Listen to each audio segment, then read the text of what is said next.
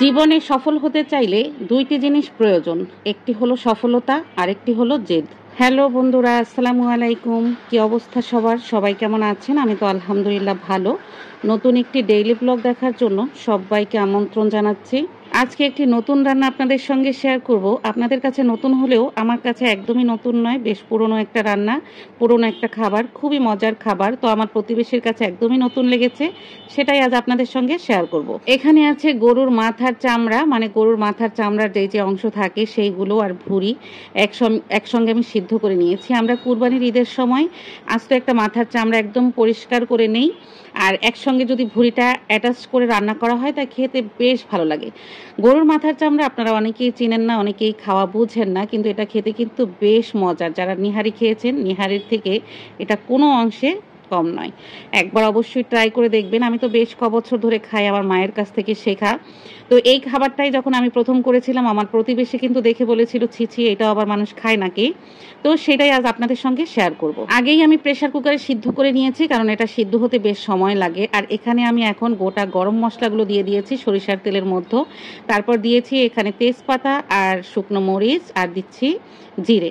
আর গরম মশলার ভিতরে যা যা থাকে, মানে এলাচি, দারুচিনি, কালো এলাচ, এক্সট্রা অ্যানাইস দিয়েছি একটু। এখানে পেঁয়াজ কুচি দিয়ে দিলাম।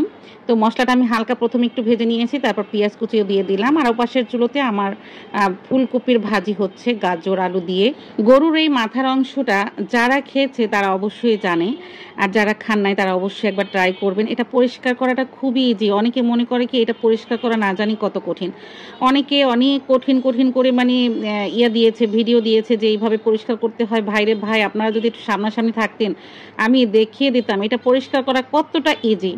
যাই হোক, এই মশলার ভিতরে আমি আদা রসুনের পেস্ট, তারপর গুঁড়া মরিচ, হলুদের গুঁড়ো, ধনিয়ার গুঁড়ো দিয়ে আমি মশলাটা কষিয়ে নিয়েছি। এখানে আরেকটু পানি দিয়ে ভালো করে মশলাটা কষিয়ে নিয়েছি।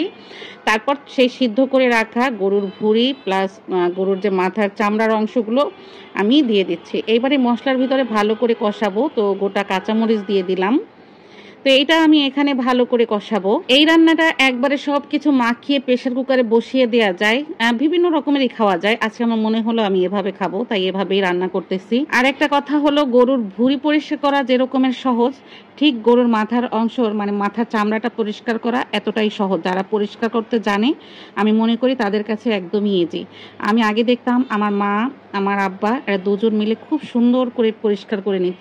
প্রথম প্রথম আমার কাছে কঠিন মনে হয়েছে, কিন্তু এখন করতে করতে এতটা ইজি হয়ে গেছে যে খুবই ইজি, একদম নিতে পারলে খুবই সহজ। তো দেখতেই পাচ্ছেন আমার রান্নাটা শেষ হয়ে গেছে। এবার আমি একটু ভাজা জিরের গুঁড়ো দিয়ে দিচ্ছি।